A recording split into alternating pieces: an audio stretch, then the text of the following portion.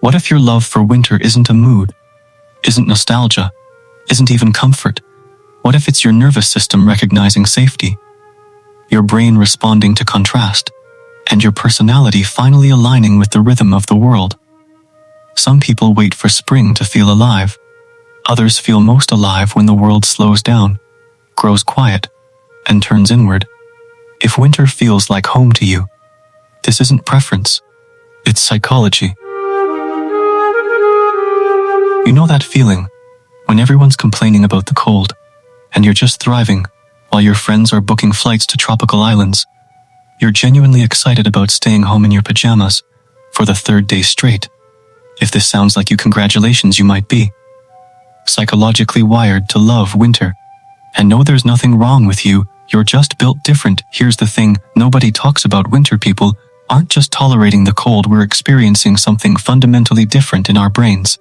And science actually backs this up. So, today, we're diving into why some of us genuinely love the season that makes everyone else miserable. Because trust me, there's a lot more going on here than just liking sweaters. Let's start with the most obvious question.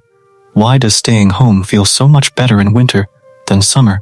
And I mean, objectively better, not just acceptable, not just okay, like genuinely soul-satisfyingly perfect. Here's what's happening in your brain. When it's cold outside and warm inside, you're experiencing what psychologists call contrast effect comfort. Your nervous system is literally processing the difference between the harsh environment outside and your cozy sanctuary inside. Every time you look at that window and see the dark, cold world, your brain releases a little hit of satisfaction chemicals. You're safe, you're warm, you made it. Summer doesn't give you this. In summer, staying inside feels like you're missing out. The weather's nice, people are outside. There's this social pressure radiating through your windows, like judgment from the sun itself. Your brain registers staying home as a loss. You're avoiding something good. But in winter, you're not avoiding anything, you're actively choosing the superior option. The math just works differently. There's also something called refuge appeal in environmental psychology. Humans are hardwired to find enclosed, protected spaces more satisfying when there's a perceived threat outside. And evolutionarily speaking, winter was a threat. So when you're bundled up at home while it's freezing outside, you're not being lazy. You're satisfying a deep ancestral craving for safety and warmth. Your caveman brain is throwing you a little dopamine party because you successfully found shelter. Plus, let's be honest, the activities match the energy. Winter activities, reading, watching movies, cooking soup, existing under blankets. These are all low stimulation, high comfort activities. They don't require you to be on. For introverts especially, this is where we thrive. We're not fighting against the season's vibe. We're in perfect harmony with it. Quick question, do you feel more creative in winter? More focused, like your brain just works better? Yeah, there's a reason for that too. Winter is basically an introvert's natural habitat. And here's why. Social expectations shift dramatically in summer. If you're not out there living your best life, posting sunset photos, attending barbecues, being aggressively social, you feel weird about it. Society has decided that summer equals fun, equals being around people. And for introverts, that's exhausting. It's like the world has collectively agreed that your preferred lifestyle is somehow wrong for 3 entire months. But winter gives you a free pass. Sorry, I can't make it, it's too cold. Nobody questions this. I'm staying in tonight. Perfectly acceptable. Winter provides social cover for the lifestyle you wanted all along. You're not avoiding people, you're being sensible. You're not antisocial, you're just responding appropriately to the weather. It's beautiful. There's also research suggesting that introverts have higher sensitivity to external stimulation, bright sunlight, heat, loud outdoor activities. These are all high stimulation environments that drain introverted nervous systems faster. Winter naturally reduces stimulation. Shorter days mean less intense light. Cold weather means fewer people outside. Everything's quieter, darker, more muted. For someone whose brain is already processing the world at high volume, winter is like finally turning down the dial. And here's something fascinating. Studies show that people actually focus better in cooler environments. There's an optimal temperature range for cognitive performance. and it's cooler than you think, around 65 to 70 degrees in winter, you're more likely to hit that sweet spot. Your brain isn't expending energy trying to cool you down, so it can dedicate more resources to actual thinking. This is why you might notice you read more in winter, or finally finish that project you've been putting off. Okay, controversial take, the darkness is actually good. Hear me out, we're all told that winter darkness is this terrible thing that causes seasonal depression and makes everyone miserable. And yes, seasonal affective disorder is real and affects about 5% of people seriously. But for the rest of us, especially winter lovers, something else is happening. Early darkness creates natural boundaries when the sun sets.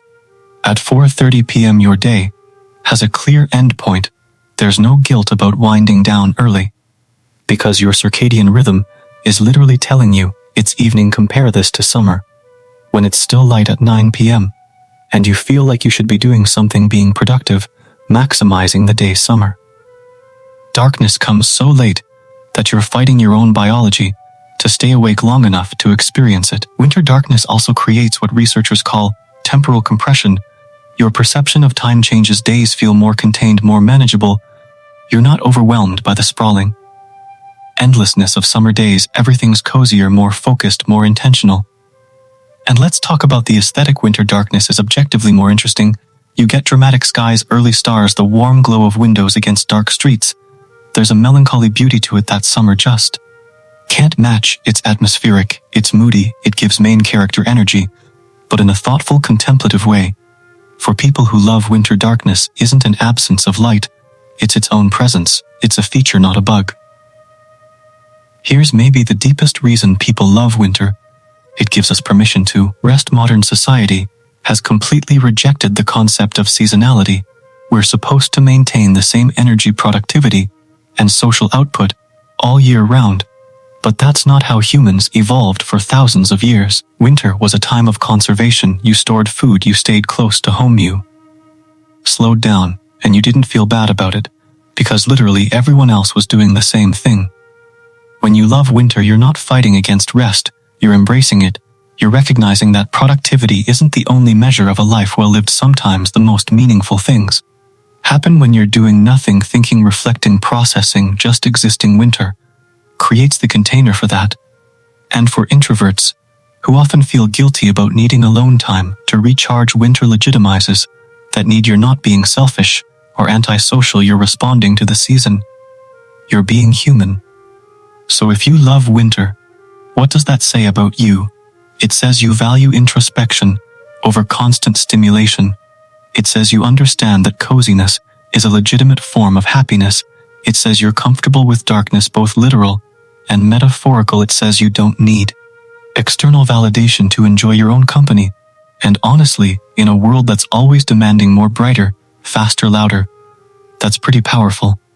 So next time someone asks why you love winter, you can tell them it's not despite the cold and dark, it's because of it. Winter people just understand something everyone else is missing. We're not waiting for life to start again. In spring, we're already living it. If any of this resonated with you, and you felt understood even for a moment, make sure to subscribe and stay with us. We explore these quiet, deeper parts of the mind in every video. And if you want to go even further into this way of thinking, the next video dives deeper into this mindset. I'll see you there.